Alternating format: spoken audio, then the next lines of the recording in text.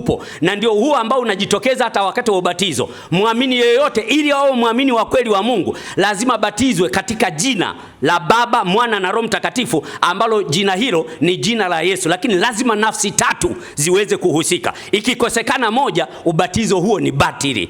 Huu ndio Utatu Mtakatifu jinsi ambavyo ninauelewa mimi kwa mujibu wa Biblia takatifu. Sawa, sasa utaratibu utakuwa mtu ambaye ana swali unakuja tu unasogea hapa, unakuja moja kwa moja unauliza, alafu unajibiwa. Au kuna nifikiri utamuuliza. Mnawauliza walimu. Ndio, mnawauliza walimu maswali. Sawa. Mwenye swali aje aulize. Karibuni sana. Hapa mbele unakuja unauliza, unasema unamuuliza mwalimu nani na swali lipi, au kama unaweza kauliza wote wawili kwa maswali tofauti. Sawa, karibu. Simama. Lakini mwenyekiti, nilikuwa naomba tuwe tunawahoji kama itapendeza, kama nilikuwa na maswali uliza. Asante kwa walimu wote, ninawashukuru, lakini mimi natamani niulize, swali langu litaegemea kwa mwalimu Mwankemwa, lakini pia hata kwa mwalimu Ndacha. Nilikuwa natamani kwamba swali langu nikiuliza lijibiwe na walimu wangapi? Wawili. Mwalimu Mwankemwa ametumia vitabu vya Ellen G. White, na mimi nilikuwa naomba nitumie kitabu hichi, Pendo Lisilo Kifani. Katika Pendo Lisilo Kifani sura ile ya kwanza ukurasa ule wa 9 anaelezea mpango wa uumbaji. Anasema hivi: Baba alishauriana na mwana wake kuhusu kuchukua hatua mara moja juu ya mpango wao wa kuwafanya wanadamu kuishi duniani.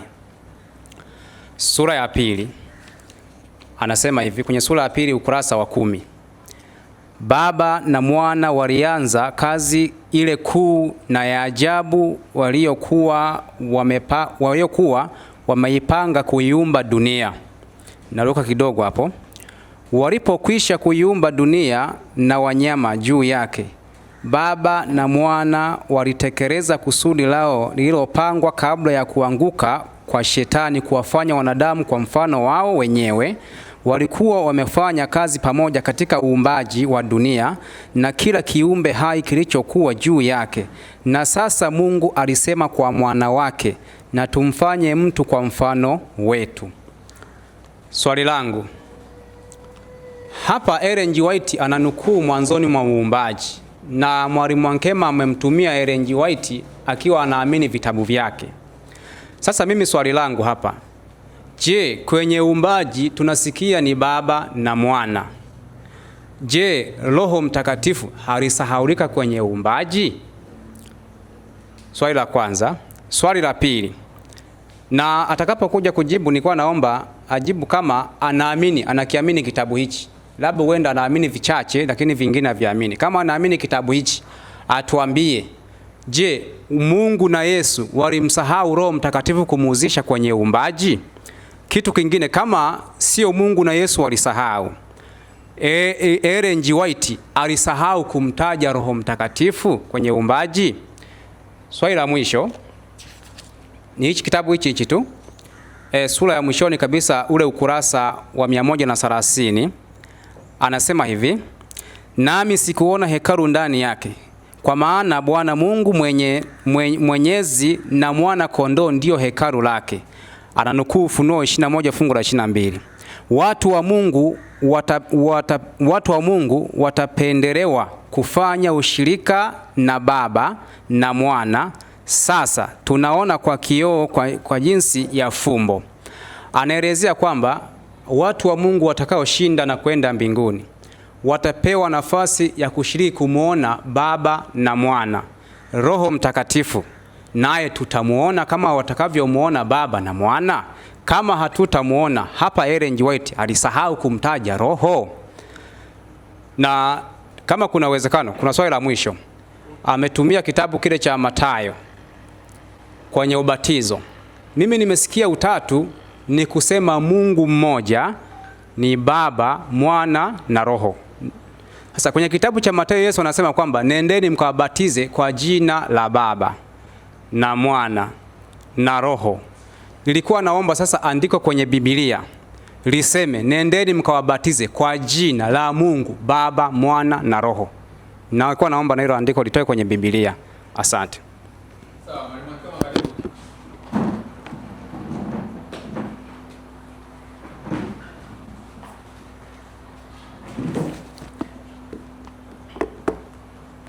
Ndugu yangu huyu bahati mbaya mimi simfahamu jina, lakini ameuliza maswali mengi hapa. Amesema, amenukuu, kwanza amesema ninashukuru Mwankema anatumia nukuu za Ellen White. Ni kweli, kwa sababu nyinyi ni Wasabato. Kama vile ambavyo Mwalimu Ndacha akiongea na Waislamu anatumia Qur'ani na vitabu vya hadithi, lakini yeye lengo ni kuwafungua akili zao. Kwa hiyo na mimi natumia vitabu vya Ellen White ili kufungua angalau akili zenu.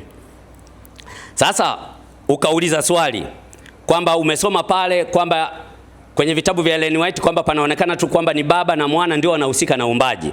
Ukauliza swali, je, Roho Mtakatifu alisahaulika?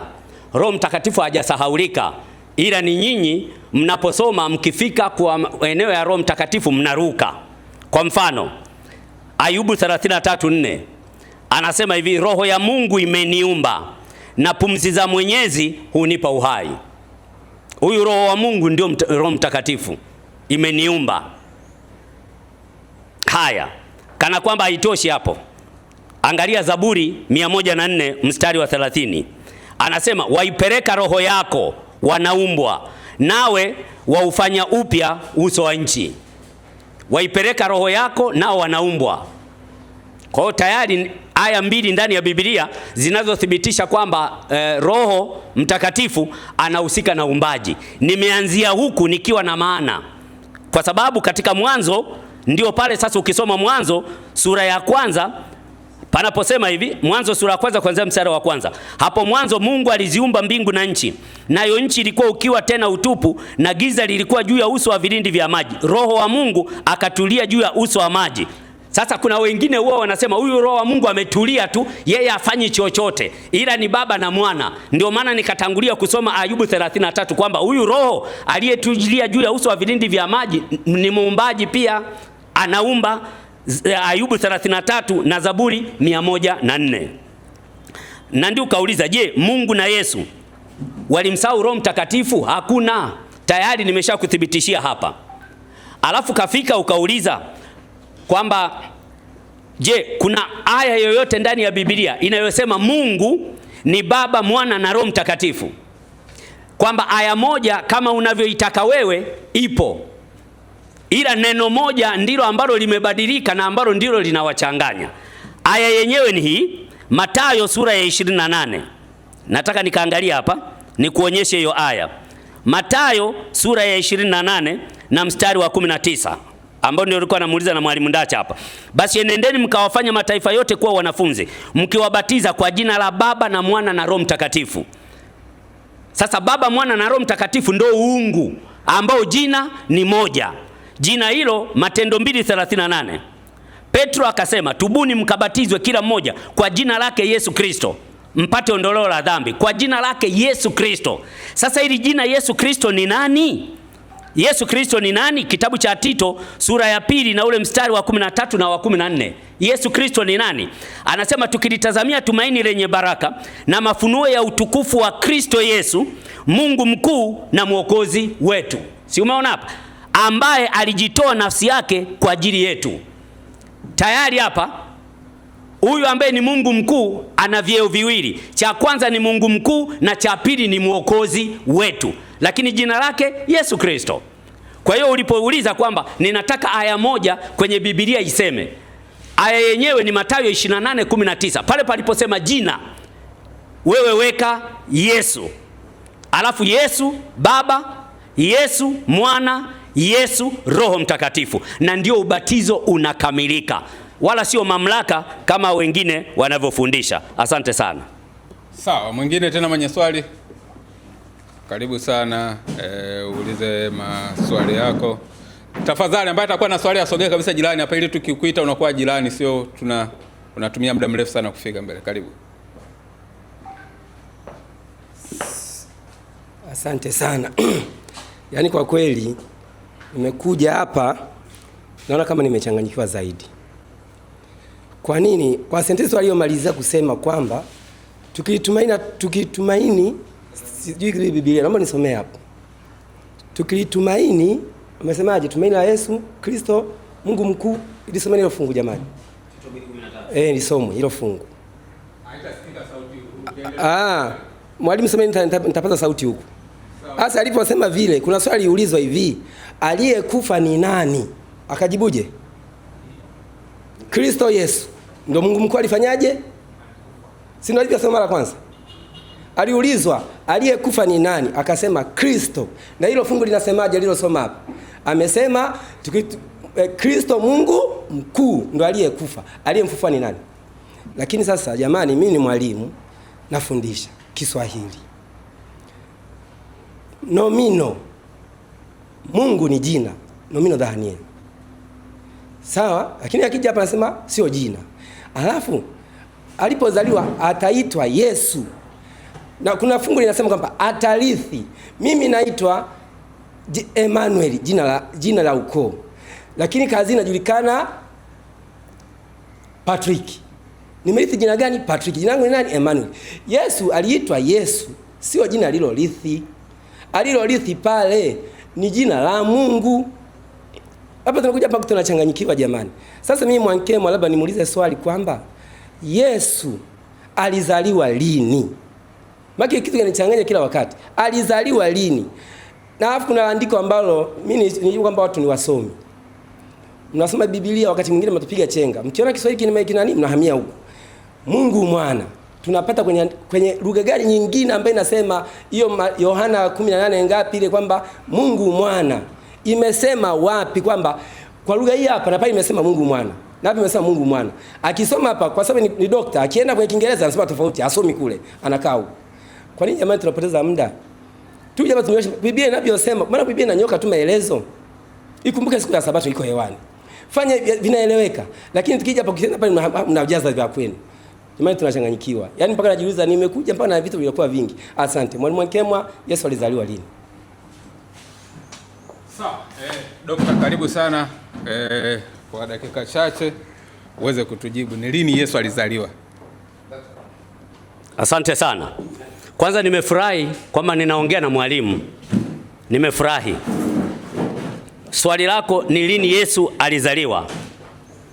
Sasa ingetakiwa utuambie unataka tukuambie alizaliwa, yani alizaliwa kwa namna gani? Kwa sababu kuna maandiko yanayosema mzaliwa wa kwanza katika Kolosai 1:15, mzaliwa wa kwanza wa viumbe vyote, ambayo hayo kwa lugha ya Kiunani inaitwa prototokos, the one who went forth to bring forth an eminent. Yani katika ule mpango wa ukombozi nani aliyetangulia kwenda mbele? Ndio maana nikakuuliza ni kuzaliwa kwa namna gani? Kwa sababu kuzaliwa kwa mwili kuja kwa Mariamu ndio tarehe 25 mwezi wa 12. Ndio tarehe. Subiri sasa, si ulikuwa unaongea hapa? Sasa wewe mwalimu kila kitu unachanganyikiwa, Ukifanya hivyo Yesu amezaliwa mara moja, ni ya mwili aliyokuja kutokea tumboni kwa Mariamu. Lakini kule kutokea kwa Mariamu. Hebu ngoja. Huyu nafikiri hamjamuandaa huyu. Hebu njoo hapa.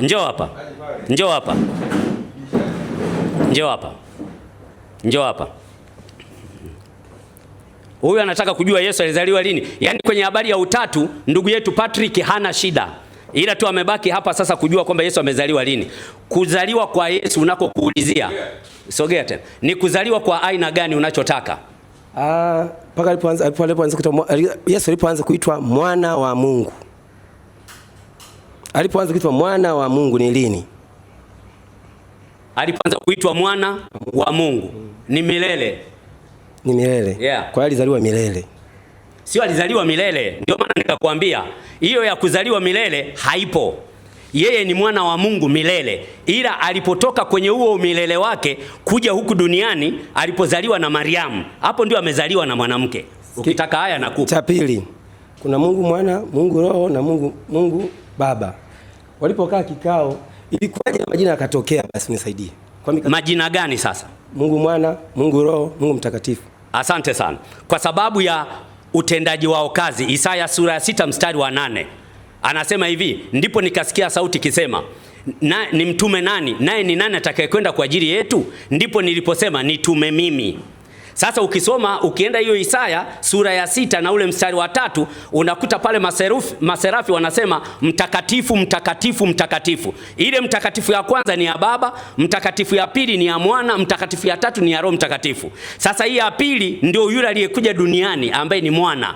Na Yesu anamsema kwenye Yohana sura ya 12 ule mstari wa 38 mpaka 40 kwamba Isaya alishasema habari zake. Sasa kwa sababu Mungu ni roho haonekani, ndio maana ikabidi Mwana achukue mwili unaoitwa Kristo ambaye ni nafsi ya pili katika utatu, ndio aliyokuja duniani na kuja kutukomboa. Alipomaliza akarudi, akaondoka, ndipo sasa tunaye Roho Mtakatifu ambaye ni nafsi ya tatu ya uungu katika utatu mtakatifu, ndiye tuliye naye mpaka leo.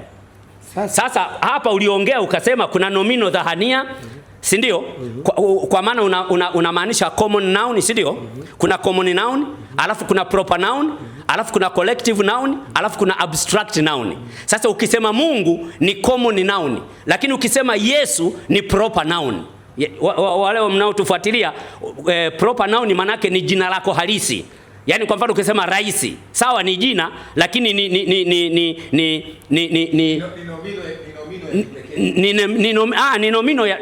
ni nomino tahajia. Lakini ukisema ukamtaja na jina lake kabisa, hiyo ndio tunaita jina lake halisi. Kwa hiyo hapa ukisema Mungu, ukimsema Mungu umesema cheo au sifa yake, lakini ni nani? Jina lake nani? Anaitwa Yesu Kristo kama nilivyothibitisha. Wewe unauamini utatu? Siamini utatu. Sasa kwa nini usiamini utatu wakati hapa nimekufundishia habari za Baba, Mwana na Roho Mtakatifu? Kwa sababu kuna andiko moja limetaja pendo la Yesu na Mungu, likataja na ushirika wa Roho Mtakatifu. Ni Wakorintho wa kwanza 13:14 anasema hivi, nikusomee. Kwamba upendo wa Mungu, neema ya Bwana wetu Yesu Kristo, na upendo wa Mungu na ushirika wa Roho Mtakatifu. Sasa si utatu huo? Sasa kwa nini Mungu limetajwa pale? Kwa nini linapotajwa Mungu pale linamwakilisha Baba? Sio kwamba Mungu kwa maana ya Mungu yote, hapana. Vinginevyo ingetaja Yesu ambaye ndio jina la Mungu mkuu. Sasa kwa nini imetofautisha hapa? Imetofautisha kwa sababu hii. Nimekuambia kwa sababu ya majukumu ya utendaji. Ndio maana pale pakasema Mungu. Lakini jina, ukitaka jina halisi la huyo Baba na Mwana na Roho Mtakatifu, jina ni moja, Yesu Kristo, sawa sawa na Tito sura ya 2 mstari wa 13. Sasa kama utaukataa utatu kwa sababu hiyo, manake wewe umeukataa wokovu wa Mungu. Unajua hilo? Sijakataa wokovu, isipokuwa tu ni kwamba sasa unaokolewaje wakati unakataa utatu? Waambie watu. Kwa nini Roho Mtakatifu hajui siku ya kurudi Yesu Kristo? Roho Mtakatifu wapi pamesema hajui? Anasema hivi, hakuna ijuaye siku ya kurudi kwa mwana wa Adamu. Sipana kimisi anasema sana maandiko. Mimi nitakukumbusha, ni Mathayo 24:36. Anasema lakini kwa habari ya siku ile na saa ile hakuna ajuaye, wala mwana wala malaika, ila Baba peke yake. Sasa Roho Mtakatifu hapa ameingiaje? Inaonekana mnamchukia sana Roho Mtakatifu. Mchukii, tunataka Biblia tusome kama inavyosema. Asante sana. Kwa sababu hata ukiangalia baadhi ya mafungu, sawa, anasema kwa habari ya basi ngoja nishuke kwanza. Asante sana.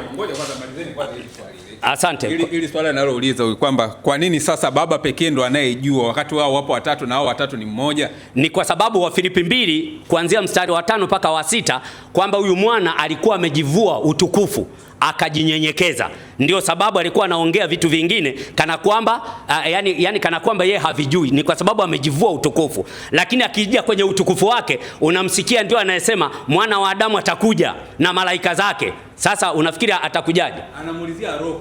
Ndio maana nimemwambia roho hayupo. Nimemjibu kwamba pale roho hayupo. Anatajua mwana na malaika. Roho hayupo. Tumeshamsaidia. Sawa. Sikuje lile swali la kwanza ambalo alikuwa anauliza. Aliuliza Yesu alizaliwa lini? Yesu alizaliwa lini? Tunasema Yesu yule aliyekuja duniani ni mwana wa Mungu. Ndio. Na yule Mungu wa mbinguni ni baba yake. Ndio. Hayo mahusiano yao yakoje? Kwa sababu yeye alikuwa anauliza alizaliwa lini. Sasa mimi nauliza alizaliwa au hakuzaliwa? Na je, alianza kuwa mwana baada ya kuzaliwa na Mariamu au alikuwa ni mwana kabla ya kuzaliwa na Mariamu? Huyu alikuwa ni mwana hata kabla ya kuzaliwa na Mariamu. Mahusiano yao yalikuwa hivi. Kwa sababu Mungu tangu alipoiumba ulimwengu alishajua nini kitakachotokea na nani atafanya nini.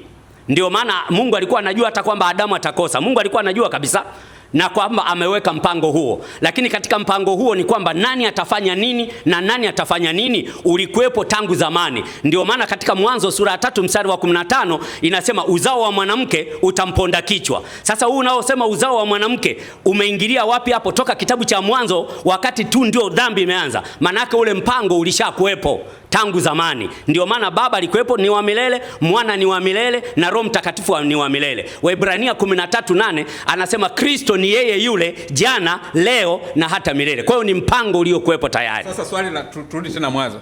Huyo mwana aliumbwa au alizaliwa? Na ndio swali lilokuwa la huyo. Alizaliwa lini? Mwana hakuumbwa wala hakuzaliwa kwa sababu yeye ni neno na ni Mungu. Sasa Mungu hajawahi kuumbwa wala kuzaliwa. Yohana 1:1, hapo mwanzo kulikuwa neno na neno alikuwa kwa Mungu na neno alikuwa Mungu. Sasa mwana hajazaliwa kwa maana hiyo kabla ya Mariamu, na kwa sababu yeye haumbwi kwa sababu yeye ni Mungu. Unajua mafungo tunayosoma haraka hata hiyo Yohana tunayoisoma hiyo. Hapo mwanzo kwani hakuna wengine? Mwingine mwenye swali aje. Yes. Nakushukuru sana, mwenye swali aje. Watu ambao wanauliza maswali, wewe unavyojiandaa na swali sogea kabisa hapa mbele ili tukaposema tu uulize unapanda moja kwa moja. Karibu uulize Isaac Ndeme maswali yako. Mwalimu Ankemwa njoo uulize moja kwa moja. Mwalimu Ankemwa anasema ya kwamba Yesu hakuzaliwa. Sasa naomba unisaidie kuelewa andiko hili tunaposoma kwa Kiingereza. Tunaposoma kwa Kiingereza kitabu cha Yohana 3 mstari wake ni wa 16. Pale neno ambalo linatumika pale tunaambiwa begotten son, and he gave his begotten son. Sasa wamesema Yesu hakuzaliwa. Nini maana ya begotten son? Nini maana ya begotten son? Asante, karibu. Maana ya begotten son, mimi naomba niisome sasa kwenye lugha yake ya asili. Wewe umesoma kwenye Kiingereza, mimi nataka tuisome kwenye Greek ili tupate maana ya begotten son. Yes, Yohana 1:18. Hii begotten inamaanisha nini? Yohana 1 okay, Yohana 1 naomba tutafute hapa. Tunatafuta Yohana 1:18. Anasema hivi, Yohana 1:18. Naomba na leo tusome wote. Tusome wote.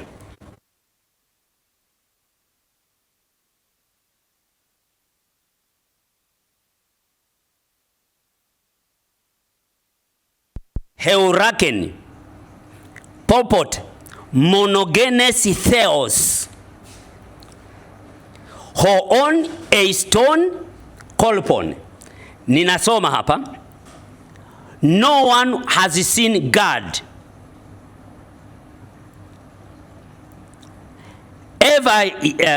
God ever yet, the only begotten. Begotten hili hapa neno monogenes theos. Lazima theos ni Mungu. Monogenes, mono kwa Kiyunani maana yake moja. Genes ndio tumepata neno gene, yani kinasaba. Kwa maneno mengine hapa huyu mwana maana yake ana kinasaba kimoja na Mungu. Monogenes theos ndio maana ya begotten. Ila sasa huyu akiwa monogenes theos, yeye aliamua kujishusha, ndio maana tunamuita mwana, lakini ni monogenes theos kwa lugha yake ya asili. Nafikiri umeelewa sasa. Kwa hivyo wamesema monogelos, wamesema ni jambo linalotokana na asilia moja na yule baba. Yes. Kwa hivyo Yesu ako na mwanzo ambao unatoka kwa baba. Mwenye mwanzo sawa na Mungu, yani kwenye chanzo kimoja, mono. Na kwa Kiingereza begotten. Sasa kwa Kiingereza ndio hapo nikakwambia aliposema begotten, kwa maana kwamba huyu hapa kwa sababu kwa kuitwa mwana yeye kajishusha, kajivua utukufu kwa mujibu wa Wafilipi 2:5-7. Ndio sababu huko akaitwa begotten. Lakini ubigotten wake una asili moja hii hapa, monogenes theos. Kwa hivyo kwa mujibu wa ile andiko Na tunaposoma Mathayo 3:16, sauti iliyokuwa inatoka mbinguni, hiyo sauti ilikuwa inadanganya kwamba huyu ni mwanangu? Hapana, ilikuwa haidanganyi. Ndio unisikilize sasa. Kumbe swali lako ndio linathibitisha hii monogenes theos niliyokuambia alijivua utukufu. Kwa sababu hiyo ni sauti ya Baba. Inasema huyu ni mwanangu mpendwa wangu. Lakini anaposema ni mwanangu mpendwa wangu, asili yao wote ni moja. Ila tu mmoja aliamua kujishusha kidogo. Na ndio maana anasema huyu ni mwanangu, manake yeye ni Baba. Ndio ile Yohana 14:28. Mlisikia nasema naenda kwa Baba kwa sababu Baba ni mkuu kuliko mimi. Kwa sababu Baba hajawahi kuchukua mwili kama alivyochukua mwana ili aweze kujishusha na kuja kukaa na watu duniani kwa ajili ya ukombozi wake. Naomba uweze kunielewa hivi Bwana Mwankemwa. Hapo unasema vizuri ya kwamba ako na asili ya Baba. Ako na asili ya Baba. Tunapokuja kwa chanzo chake, inamaanisha huyu alitoka kwa Baba. Sasa nataka tuelewane hapo. Alitokaje kwa Baba kabla ya kujishusha ili awe na mwili ama akachukua mwili wa mwanadamu? Ilikuwa kuaje hapo? Alitokaje kwa Baba? Maana tayari hapa inasema ako na asili sawia na ya Baba. Hii monogenes ambayo vile ambavyo imesema hapa. Sasa kabla akuwe na asili ya Baba, ilikuwa kuaje ndio akatoka kule? Asante sana. Ukirudi kusoma katika lugha ya Kiebrania, nashukuru umeuliza swali zuri na la kisomi na kupongeza. Hiki ndicho ambacho huwa tunasema Mungu ni Elohim Ehad. Sio swala la alitoka, yani kwamba alikuwa humu ndani alafu katoka. Tangu awali alikuwa Ehad. Ehad ni kama hivi tulivyo mimi na wewe hapa, rafiki yangu Isaac Deme. Sisi wote mimi na wewe ni binadamu, si ndio? Lakini je, mimi ndio wewe? Siwezi kuwa wewe. Lakini sisi wote ni nani? Kwa hivyo unamaanisha subiri sasa. Sisi wote ni nani? Ni wanadamu. Ni wanadamu. Sasa ndio maana ya Ehadi, ambayo hiyo Ehadi unaipata kwenye Mwanzo sura ya 2 mstari wa 24, kwamba mume na mwanamke akawaita, yani wote anasema akawaunganisha wakawa mwili mmoja, yani mwanaume na mwanamke. Limetumika pia neno Ehadi, lakini mwanaume sio mwanamke wala mwanamke sio mwanaume. Kwa hiyo unakuta neno Ehadi limetumika kwa watu wa ndoa, mwanaume na mwanamke, kuonesha umoja wao, na neno hilo hilo ndio limeenda kutumika kwa Mungu kwenye Kumbukumbu la Torati 6:4. Shema o Israeli, Yahwe Elohim, Yahwe Ehadi. Yani sikia Israeli, Bwana Mungu wetu ni mmoja, lakini huyo Bwana mmoja, ndani ya huyo Bwana mmoja kumegawanyika, ziko nafsi zaidi ya moja, Ehadi. Na ndicho hiki ambacho kinaendelea mpaka huku. Na ndio maana nikasema sisi ni binadamu, lakini wewe ni kwa hapa sasa sisi wote ni wanaume, lakini wewe upo na mimi nipo, lakini wote ni wanaume. Ndivyo ilivyo. Ndivyo ilivyo. Kwa hivyo unamaanisha mwanzo Baba alikuwa na Mwana alikuwa kama vile ambavyo ametoa mfano. Ndio. Kwa sababu Yesu Kristo ni yeye yule jana, ni yeye yule jana, leo na hata milele. Kwa hivyo kama kuna jana yoyote kati ya wawili ambao wamesimama, ni nani mkuu? Waliosimama kwa lini sasa? Tumeelewana vizuri. Ndio. Baba amesimama hapa, Mwana amesimama hapa. Ni nani mkuu, ama ni nani aliyekuwa wa kwanza kuwepo? Wote walikuwepo. Kwa andiko lipi? Hakuna aliyetangulia kuwepo. Kwa andiko lipi? Waebrania 13:8.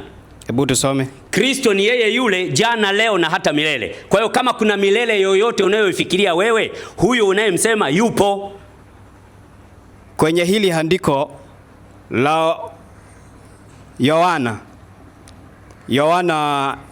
5:28, 14:28, Yesu anasema Baba ni mkuu kuliko mimi. Anaposema Baba ni mkuu kuliko mimi, anamaanisha nini?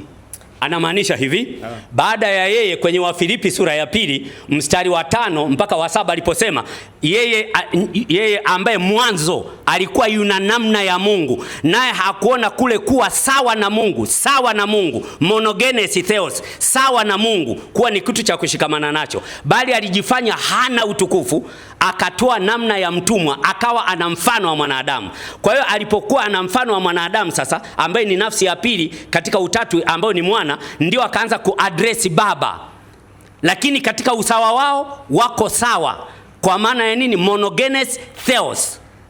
Tunaporudi kwa mada yetu, wamesimama wawili. Hapo ndio nataka tuzingatie. Mwanzo wa mwana ni upi? Ametoka kwa nani? Na umekuwa kuaje mwana? anakuwa kuwaje mwana? Nimekuambia ili swala la mwana yani lipo tangu milele. Usiseme amekuaje kuaje. Swali langu la mwisho, huwa mnatumia andiko. Mimi nisikuulize sasa wewe. Sasa mimi ndio nimesimama hapa nikuhoji. Swali langu la mwisho, huwa mnatumia kitabu cha Mwanzo 1:26 ya kwamba walikuwa watatu waliokuwa naumba. Sasa leo naomba kwa andiko ya kwamba Mungu Roho ako na sura ya Baba. Maana waliokuwa naumba kwenye hilo andiko tunaambiwa walikuwa na mfano. Yaani anasema na tuumbe mtu kwa mfano wetu. Kwa hivyo walikuwa wanazungumuza ambao wanafanana. Sasa wama wana sura moja. Sasa ili Mungu Roho tukubaliana na wewe leo na nitaaminiana na wewe leo ya kwamba utatu upo. Utakatifu, Mungu Baba, Mungu Mwana na Mungu Roho. Sasa wapi kwa andiko Mungu Roho ana sura ya Baba ili hilo na mfano wao, ili tukubaliane ya kwamba kweli walikuwa watatu pale mwanzo? Asante, kwa sababu ukishasema Mungu umeshasema Mungu ni Roho. Kwa sababu hata huyo tunayesema mwana Kristo naye ni neno. Neno ni Roho. Neno ni Roho. Kwa hiyo unaposema Roho, Roho is something neuter. Is neither feminine no masculine. Yani subiri sasa. Roho haina umbile la kiume wala la kike. Ni neuter, lisiloambatana na upande wowote. Ndivyo Roho alivyo. Kwa hiyo mpaka Mungu alipokuwa anaongea pale kwenye Mwanzo ulipouliza, hapana umbo lolote. Hapana umbo lolote, ni Roho. Mpaka baadaye ndio unaanza kuona sasa anapoanza mwana anaanza kusema naye neno alifanyika mwili. Yani anatoka katika hali ya roho, sasa anaanza kuja katika mwili ili kuwakilisha ile Emmanuel. Sasa uliposema kwamba wapi roho, iliposema Mungu Roho naye ana sura, hiyo sura tayari iko pale. Nimesoma hapa Ayubu 33:4, roho ya Mungu imeniumba. Wewe roho unaweza kuishika. Zaburi 104:30, waipeleka roho yako nao wanaumbwa. Roho unaweza kuishika. Kwa hiyo kabla alivyokuwa anasema na tuumbe mtu kwa mfano wetu na kwa sura yetu, hakumaanisha Mungu awe kama mimi nilivyo naumbwa. Maana yake ndani yako wewe roho yumo. Ndio maana tunasema huu mwili huu ukija kufa, tunasema huu ni mwili wa Isaac, lakini roho imemrudia Mungu aliyeitoa. Si umeona hapo? Kwa hiyo ni yule roho wa Mungu ambaye ameletwa ndani yako, ndio anakaa ndani yetu, lakini yupo, hana umbile la kama mimi na wewe. Kwanza Mwankema bwana, wacha tuache maandiko yajieleze. Usieleze maneno mingi pale na kupotosha maandiko. Tena swali langu lilikuwa hivi, pale kwenye ile andiko la Mwanzo, na hapo ndio bado narudi. Na naomba kama hakuna jibu useme tu hakuna. Kama hakuna andiko sema tu hakuna. Maana pale panasema na tuumbe mtu kwa mfano wetu. Sasa unataka useme kwa mfano wetu. Kwa nini? Ama si hapo andiko hakuna yenyewe unasema ya nini? Hapo andiko liko wazi. Na tuumbe mtu kwa mfano wetu. Sasa huo mfano kwa hivyo, ili tuone kama ule mfano waliousema roho hayupo. Haya, nisikilize. Na kusikiliza. Sasa lazima tuache maandiko yajieleze. Ni nani aliye na mfano wa Mungu? Ndio nikauliza swali. Andiko moja, Mungu Roho ana mfano wa Mungu Baba ama sura ya Baba. Maana kwa mfano mimi nitatoa andiko, maana tunakubali Yesu ni Mungu, maana ako na asili ya Mungu, tena yeye ni mfano wa Mungu. Kwa mujibu wa ile andiko wa Kolosai 1:15 tunaambiwa naye ni mfano wa Mungu asiyeonekana, mzaliwa wa kwanza wa viumbe vyote.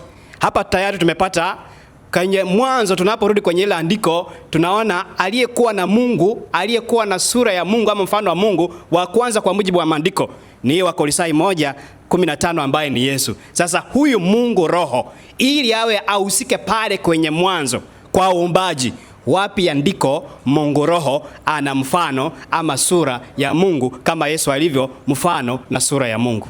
Asante sana. Hata huyo Yesu naye msema asingechukua umbile la kibinadamu, wala usingejua awali alikuwaje au sasa hivi alivyo mbinguni yukoje, kwa sababu alifufuka na mwili wa utukufu ambao sio kama huu. Kwa hiyo hilo andiko unalolitaka nimekuambia, Ayubu 33:4 anasema roho ya Mungu imeniumba. Alafu Zaburi 104:30 anasema waipeleka roho yako wanaumbwa, kwa sababu alikuwepo wakati wa uumbaji kwenye Mwanzo sura ya 1 na mstari wa 2, kwamba roho wa Mungu alikuwa ametulia juu ya vilindi vya uso wa maji. Kwa nini? Kwa sababu ndio kipindi cha uumbaji. Asante. Ameelewa, na utatu sasa ataanza kuufuata. Sawa, kuna swali lingine hapa? Sawa.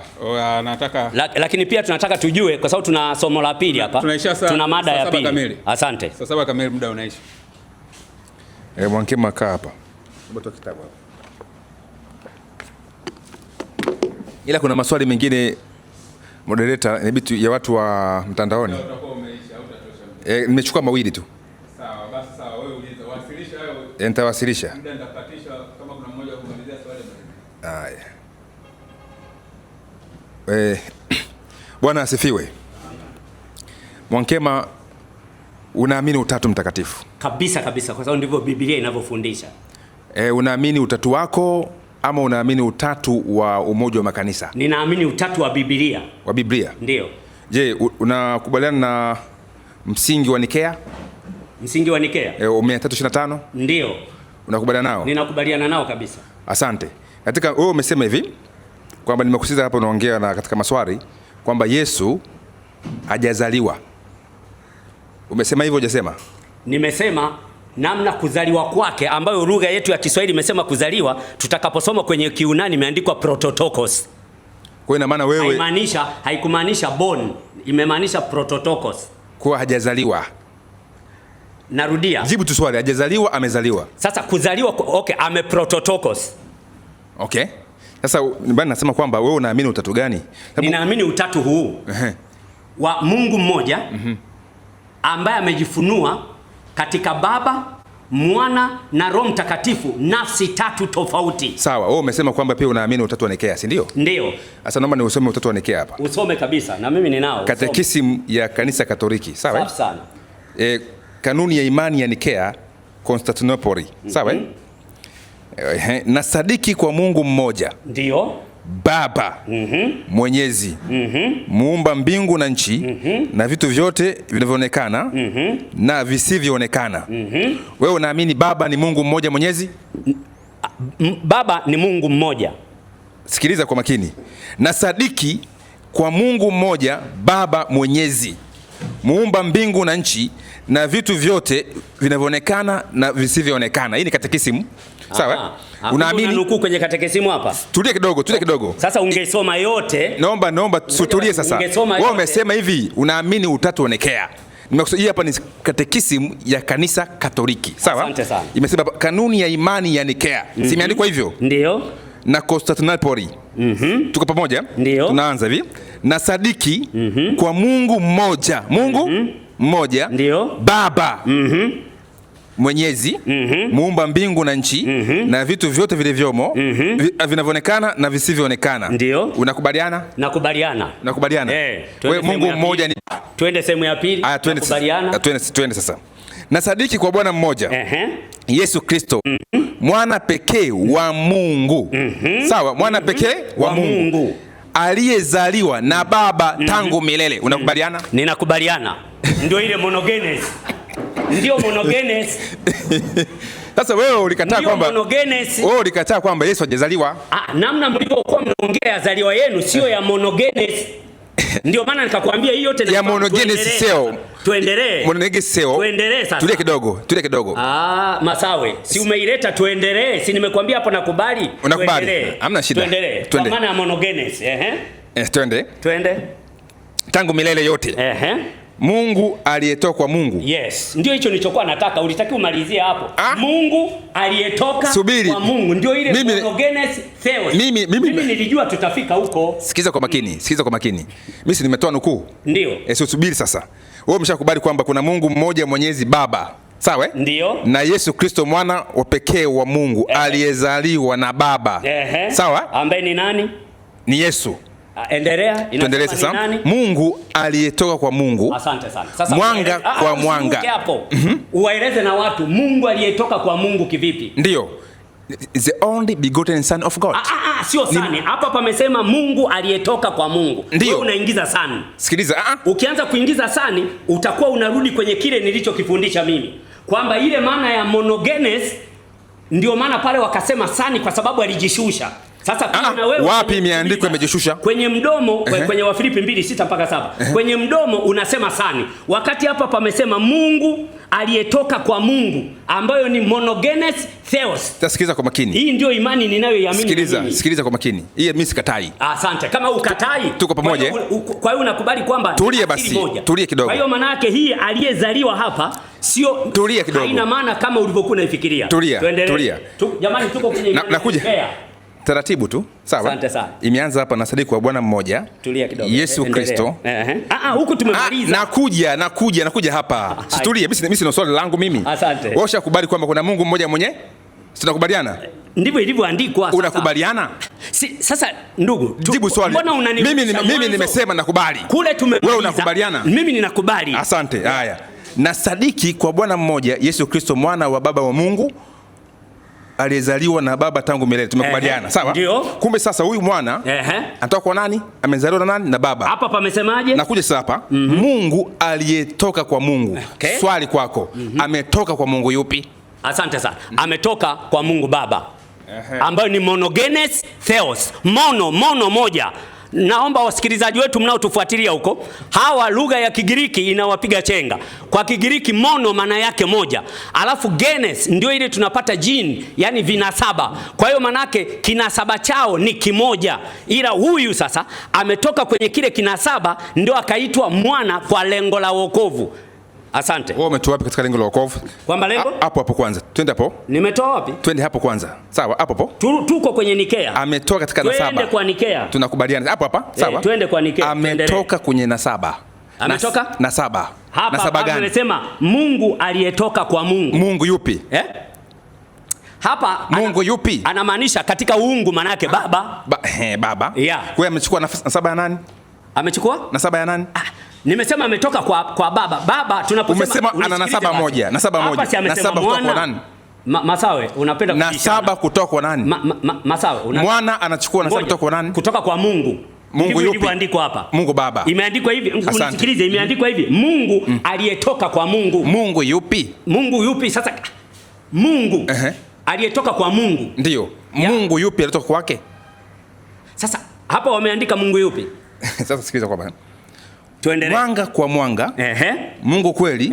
Kwa Mungu kweli. Mungu kweli kwa Mungu kweli. Sikiliza, alizaliwa bila kuumbwa. Alizaliwa bila kuumbwa. Kuna watu hapa waliuliza, walisema Yesu kaumbwa. Hapa panasema kumbe amezaliwa bila kuumbwa. Ndio, nakubaliana mimi na wewe. Yesu amezaliwa. Sawa? Bila kuumbwa. Ila amefanyaje? Sababu ni nani? Ila amefanyaje? Kwa sababu ni nani? Ila amefanyaje? Amezaliwa hajazaliwa? Kuzaliwa kwa Mariamu. Amezaliwa kwa Mariamu, amezaliwa. Sasa wewe anapinga Nikea, imani ya Nikea. Sio kwamba napinga imani ya Nikea. Hapa imani ya Nikea imesema amezaliwa na Mariamu, amezaliwa na Mungu. Masawe, naomba unisikilize. Jibu swali. Katika imani ya Nikea, Yesu amezaliwa na Mungu, amezaliwa na Mariamu. Hapa. Hii unayosema wewe ya kuzaliwa hiyo nimekuambia ni prototokos. Okay, mimi nafikiri imeeleweka. Asante sana. Sasa naomba nichukue maswali ya wasikilizaji hivi. Nendeni mjifunze lugha ya Kiunani. Msipofanya hivyo ndio maana hata Pastor Chai mpaka leo yuko kimya. Kwa sababu tutakapofika kwenye lugha ya Kiunani, tukasoma lugha ya Kiunani, tuachane na hivi Viingereza na Viswahili, kila kitu utaona kiko sawa sawa. Mimi nafikiri wasikilizaji wameelewa. Wasikilizaji kweli wameelewa kabisa. Sasa tuende vizuri. Kwamba monogenes theos ndio maana yake kuzaliwa. Ni kuzaliwa kwa namna gani? Prototoko. Sasa swali la kuja. Wakolosai 1:15. Naomba nichukue swali la mawili ya wasikilizaji. Asante, chukua. Sawa. Asante. Twende. Leo tunataka tumalize hii mada ya utatu, tumalize kabisa. Inasema hivi. Naomba mwalimu Wankemwa anisaidie swali hili. Ndio. Mungu Baba ana roho yake? Pili, mwana wa Mungu ana roho yake? Tatu, je, Mungu Roho Mtakatifu ana roho yake? Karibu. Asante. Kwamba Baba ana roho yake, yani Baba kama Baba kwamba ana roho yake, hamna. Na wala kwamba Mwana ana roho yake, hamna. Na kwamba Roho Mtakatifu ana roho yake, hamna. Bali huyu Roho Mtakatifu huyu ndio ambaye anashiriki katika zile nafsi ya Baba na ya Mwana, na yeye akiwa nafsi ya tatu, kama Biblia ilivyothibitisha na kama vitabu vya roho ya unabii vilivyothibitisha hapa. Okay, kwa ina maana Roho Mtakatifu ni roho ya Baba. Kwa mjibu wa kwa jibu lako leo jibu. Kwamba Roho Mtakatifu ndio roho ya Baba. Yaani iko hivi, sielewi huelewi wapi. Nimekuambia huyu Roho Mtakatifu na yeye peke yake ni nafsi. Lakini anapokuwa nafsi, bado Baba anashiriki na Baba na anashiriki na Mwana, kama vile ambavyo na Mwana naye anashiriki na Baba na Roho Mtakatifu. Na ndio maana Yesu alikuwa anasema, nami nitamwomba Baba, atawatumia msaidizi mwingine, ndiye Roho Mtakatifu. Alafu anasema naye tena na Mwana naye anamtuma. Yaani unaona Roho Mtakatifu anatumwa na wote wawili, Baba na Mwana. Kwa nini? Kwa sababu na Roho Mtakatifu naye ni sehemu yao katika ule utatu. Sasa ukianza kusema kwamba Baba ana Roho Mtakatifu wake, hamna hicho kitu. Okay, kwa maana tukisema Mungu, roho ya Mungu ni yupi? Ni Roho Mtakatifu. Ndio Mtakatifu. Ndio. Sema roho ambaye ni nafsi ya tatu. Roho wa Kristo ni yupi? Okay, ni Roho Mtakatifu ambaye ni nafsi ya tatu. Huyo Kristo ni nafsi ya pili. Na roho ya roho? Hamna, kwa sababu ni Roho Mtakatifu. Hiyo imeeleweka. Asante sana. Swali la pili nakuja, sawa ambalo ndio la mwisho. Afu nitakuja na langu la mwisho la maliza. Langu fupi tu. Masawe. Tufanye hivyo. Dakika zangu ziko. Swali lingine liko hapa. Naomba uniulizie swali hili kwa walimu wote. Yesu amewahi kuzungumza na Mungu Roho kwa mujibu wa Biblia? Yaani kwamba kama Baba na Mwana walivyozungumza. Kwanza hiyo habari ya Mungu Roho hapa angetakiwa tutolee andiko yeye. Wote tumezungumza habari ya Mungu Roho hapa au tena unakataa tena hapa juzi? Ninamaanisha hivi. Kuna andiko nitatoa hapa, mtaanza kuleta ubishi. Huyu ameuliza kuna mahali Yesu aliwahi kuzungumza na Mungu Roho, kwa maana Mungu Roho Mtakatifu. Mimi nitakwambia ndio. Thibitisha. Nithibitisha hapa. Katika Isaya sura ya 6 mstari wa 8. Anasema kisha nikasikia, tuisome hapa. Tuisome hapa. Isaya 6. Ndio. Isaya 6:8. Nimefika 6 mstari wa 8. Asoma hii hapa. Inasema hivi? Hii hapa mstari wa 8. Mstari wa 8. Kisha nikasikia sauti ya Bwana ikisema, ni mtume nani? Naye ni nani atakayekwenda kwa ajili yetu? Ndipo niliposema, mimi hapa nitume mimi. Ndio. Sawa? Sikiliza kauli hapa. Ni mtume nani atakayekwenda kwa ajili yetu? Si ndio? Zingekuwa nafsi mbili tu, ya Baba na ya Mwana, asingeuliza ni mtume nani, kwa sababu angekuwa yuko nafsi ya Mwana tu ambaye angesema Mwana ninakutuma. Lakini kwa sababu iko nafsi zaidi ya moja, ndio maana anasema ni mtume nani, yani between you, nani aende. Hapa kuna sauti nasema, ndipo niliposema mimi hapa nitume. Maana yake ni nafsi ya Mwana imekubali nitume. Sasa Roho Mtakatifu aliongea wapi na Yesu? Katika Luka 1:35 kwamba malaika anamwambia Mariamu, Roho Mtakatifu atakujilia juu yako na nguvu zake aliye juu zitakufunika. Kwa sababu hiyo, hicho kitakachozaliwa kitaitwa kitakatifu, mwana wa Mungu. Aliyekuja kutengeneza mazingira ya Mwana kule alikokubali nitume mimi ili aje tumboni alikuwa ni Roho Mtakatifu. Maana yake Mwana na Roho Mtakatifu walikuwa wanaongea juu ya hiki kinachofanyika. Na ndio maana hata Yesu alipomaliza kazi anasema hivi, huyu Roho Mtakatifu atatua katika yaliyo yangu, kwenye Yohana 16:13. Maana yake kumbe Yesu na Roho Mtakatifu wameishaongea kwamba atakuja kufanya nini duniani. Mwana hayupo, tumebaki na Roho Mtakatifu anafanya ya Yesu walioongea na kukubaliana. Asante. Utatu Mtakatifu upo. Ngoja mwalimu kama siondoke. Watazamaji wetu, hapa ndo tunafikia mwisho wa kipindi chetu kuhusiana na mada ya Utatu Mtakatifu. Kwa hiyo nitakupa dakika moja uwaage watazamaji. Mwalimu Ndacha, na wewe karibu kwa dakika moja uwaage watazamaji, alafu mtakuwa na dakika za kupumzika kama 8 au 7, tutaingia kwenye mada ya pili. Asante sana. Rafiki zangu mliotufuatilia, ninarudia tena, huwezi ukahubiri habari za wokovu kama utapinga fundisho la utatu. Nilishasema na kwenye madhabahu hii kwa uaminifu kabisa, na Mungu ananishuhudia na Roho Mtakatifu ananishuhudia, hautaweza za wokovu kama unapinga fundisho la Utatu Mtakatifu. Hautaweza. Na kama utakuwa kwenye makundi hayo wanaopinga Utatu Mtakatifu, alafu kijidanganya eti kwamba uko kwenye imani ya kweli, wokovu wa Mungu utaukosa. Umeona kila wakati nilivyokuwa naeleza jinsi ya mtiririko kutoka Baba kuja Mwana kuja Roho Mtakatifu. Mnaona hata wakati wa ubatizo Baba, Mwana na Roho Mtakatifu, yani zote zinaenda nafsi tatu. Na hii hata kwa hao ambao ni Wasabato nimethibitisha hata kwenye vitabu vyao kwamba Ellen anasema Baba na nafsi na Mwana na nafsi, alafu na Roho Mtakatifu ni nafsi ya tatu. Alafu atokee mtu hapa akuambie eti Mungu hayuko katika nafsi tatu. Ninakuambia hivi, anakunyima karama ya Mungu ya wokovu. Narudia tena, anakunyima karama ya Mungu ya wokovu. Mimi hata kama hatutaongea tena na Mwalimu Ndacha kuhusu hii, nimenawa. Ujue unanyimwa karama ya wokovu. Kwa hiyo mtakaa kwenye madhabahu mnaongea tu Yesu mwana wa Mungu, mnaishia hapo, lakini hamugusi habari za wokovu. Kwa sababu ili uguse habari za wokovu lazima uhusishe Baba, uhusishe Mwana na uhusishe Roho Mtakatifu katika utatu wao. Hiki ndicho ambacho nataka watu waweze kukijua leo. Mungu awabariki. Amen. Wale ambao mnafuatilia kwa makini, kuna kitu kimoja ambacho Yesu alikemea kwa ajili ya Mafarisayo. Mafarisayo waliondoa watu kwenye maandiko na wakaanza kuwafundisha dogma na mapokeo, jambo ambalo limerudiwa na wana theolojia. Ukisoma katika vitabu vya kidini ambavyo hawa kina Mwankemwa wanazitegemea, zinakubali ya kwamba fundisho la utatu ni dogma, ni fundisho la kutengenezwa na wanadamu. Biblia inasema uzima wa milele katika Yohana 17 mstari wa 3 ni kumjua Mungu wa pekee wa kweli na Yesu Kristo uliyemtuma. Ukisoma waraka wa kwanza wa Yohana 4 mstari wa 14 inasema tumeona na tumeshuhudia ya kuwa Baba amemtuma Mwana kuwa mwokozi wa ulimwengu. Kwa hivyo imani yetu sio kuamini miungu mitatu, Mungu Baba, Mungu Mwana, Mungu Roho. Hiyo sio imani yetu wala imani ya Wakristo. Imani ya Wakristo, ukisoma waraka wa kwanza wa Yohana 5 kuanzia mstari wa 4 mpaka wa 5, imani yetu ni kuamini ya kwamba Yesu ni mwana wa Mungu na amezaliwa na Mungu, na hakuna mwingine anayetuokoa, hakuna mwingine anayetuombea isipokuwa Yesu Kristo. Sasa fundisho la utatu linaondoa kabisa Yesu kuwa mwana wa Mungu. Hata kufa kwa Yesu msalabani, fundisho la Yesu linaondoa. Maana Biblia inasema Mungu hawezi akafa, Mungu hapatikani na mauti. Kwa hivyo wana utatu wanamalizia kusema Yesu hakufa, wanadai ya kwamba ni mwili tu uliokufa pale msalabani.